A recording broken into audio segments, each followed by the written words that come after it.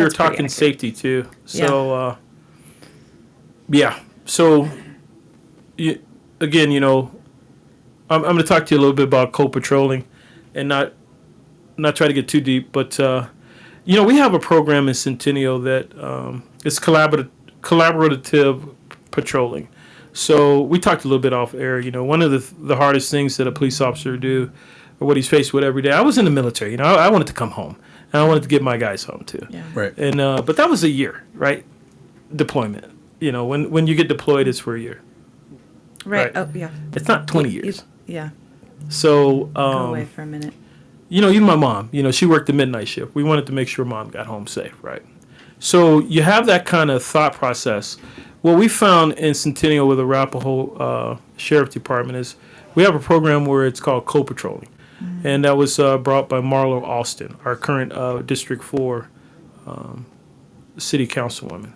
So you have two officers that are in a situation that, it requires some de-escalation. Okay, and we can see in some of the other communities where, that would have benefited them. If that situation was de-escalated, everyone could have gone home.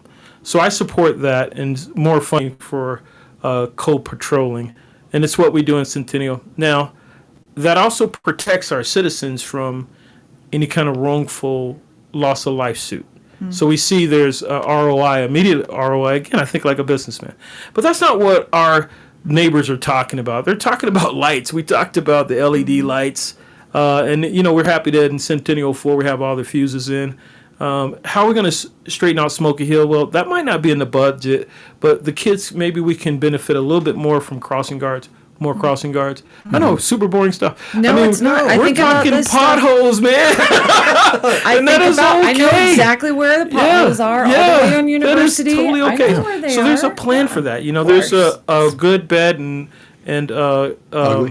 great road conditions, and it's a scheduled plan in Centennial to keep those things paved so that our cars stay well maintained, and then we can keep ourselves safe. And then we talk a lot about Smoky Hill and Tower Road and Reservoir, where it curves a little bit, and 2:30 in the morning we love to get our motorcycles out there and revving them up. Maybe a couple more patrols at that hour to kind of discourage that kind of reckless behavior. So when we're talking safety, that's really what our neighbors are talking to us about. But co-patrolling is huge to keep us off the national radar.